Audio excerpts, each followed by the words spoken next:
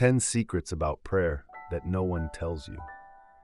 My beloved, have you ever wondered why some people pray and receive answers while others pray for years with no response? Have you ever felt like God is silent?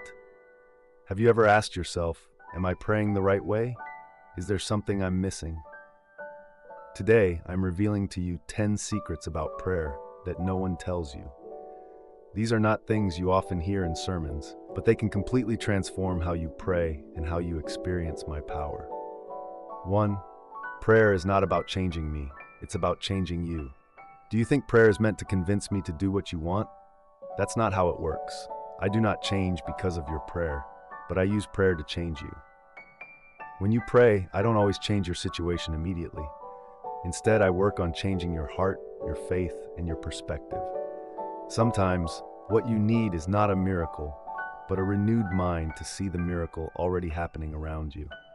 In Isaiah 55:8-9, I said, "For my thoughts are not your thoughts, neither are your ways my ways, declares the Lord.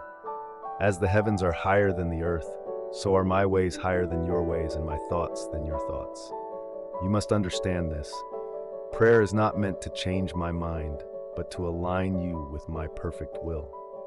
When you shift your perspective, you will start to see my power at work. 2. Repeating words has no power. Faith does. Many people think that if they repeat a prayer enough times, I will be moved to answer. But I am not swayed by how many times you say something. I am moved by true faith in your heart. In Matthew 6:7, I warned you, and when you pray, do not keep on babbling like pagans, for they think they will be heard because of their many words. You don't need to memorize long, poetic prayers. I don't care about your vocabulary. I care about your belief. A short but faith-filled prayer is more powerful than hours of meaningless repetition. Instead of saying, "Lord, please help me," over and over again, say it once with conviction. "Lord, I know you are helping me right now." 3. Prayer without action is meaningless. My beloved, faith is not sitting still and waiting for something to happen. You must act on what you pray for. You pray for an open door, but do you have the courage to walk through it? You pray for a better job, but are you preparing yourself for the opportunity? You pray for a breakthrough, but are you willing to step out in faith? In James 2:26, it is written, "Faith without works is dead." Prayer is not an excuse to avoid responsibility. Prayer is meant to give you the strength to act, knowing that I am going ahead of you. If you pray but do nothing, your words are empty. But if you pray and step forward in faith, I will guide your every step. 4. Sometimes I am silent because something greater is coming. Many people give up on prayer because they think I am silent. But the truth is, I never stay silent without a purpose. You may be asking for something right now, but I am preparing something even better. You may be looking for one door to open, but I know that if I open it now, it will lead to a disaster. In Jeremiah 29:11, I have promised, "For I know the plans I have for you, declares the Lord, plans to prosper you and not to harm you, plans to give you a future and a hope." You may not understand it now, but trust that every delay has a reason.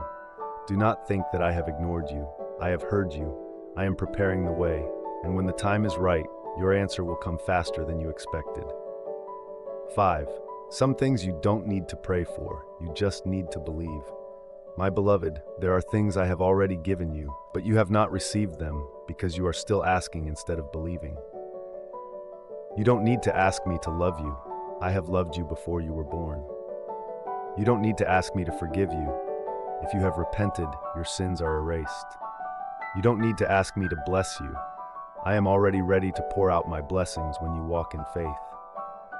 You do not need to keep begging for what I have already given.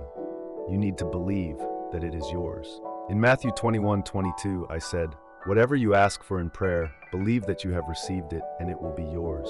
You don't need to pray, "Lord, please give me peace." Instead, say, "Lord, I receive your peace right now." You don't need to pray, "Lord, please deliver me."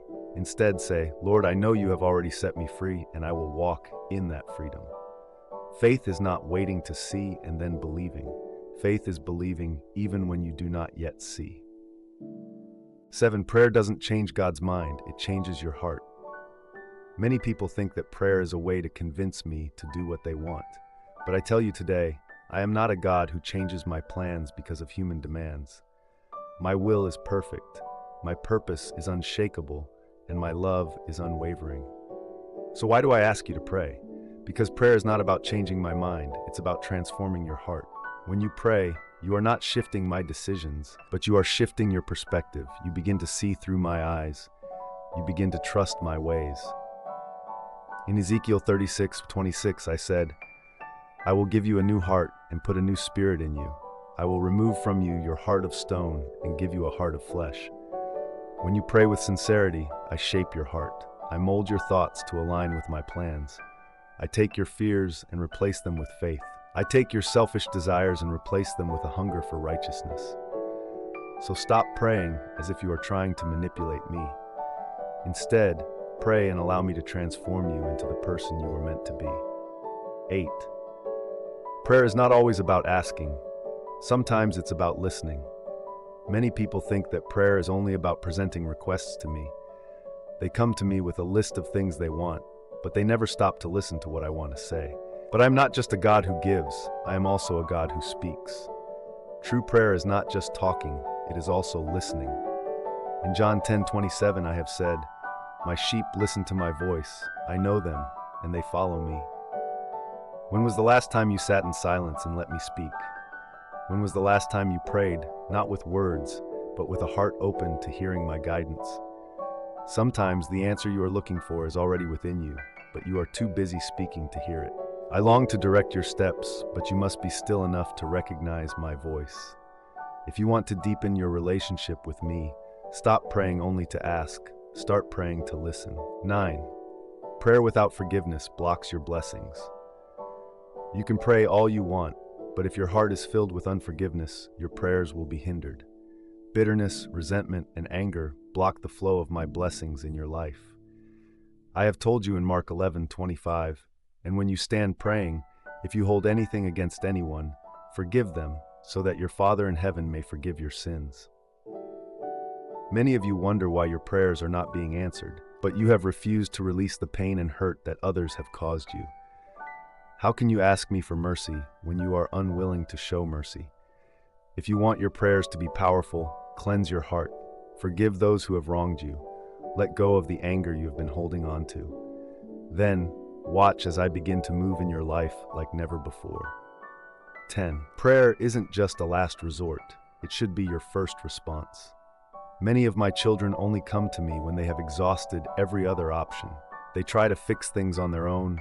They run to other people for advice. They worry and stress, and only when they have no other choice, they finally turn to me. But prayer should not be your last resort. It should be your first response. In Philippians 4:6, I said, Do not be anxious about anything, but in every situation, by prayer and petition, with thanksgiving, present your requests to God. Why wait until you are drowning in trouble before coming to me? Why wait until the situation is out of control before seeking my wisdom? I am here for you always, not just when things go wrong. If you want to live a life full of my power, stop seeing prayer as an emergency button. Make it your daily habit, your lifestyle, your constant connection with me. When you seek me first, you won't have to worry about running to me last. The final call to prayer. Now that you know these 10 secrets about prayer, what will you do with them? Will you continue praying the same way as before, or will you allow this revelation to transform your relationship with me? Stop praying with empty words. Pray with faith. Stop asking only for what you want. Pray for my will to be done. Stop talking so much. Start listening. Stop holding on to anger. Release forgiveness. Stop using prayer as a last resort. Make it your first response. If you change how you pray, you will see my power move in your life like never before. I am here, I am listening, and I am ready to do great things. Are you ready? Then start praying the way I designed you to pray, and watch what happens next.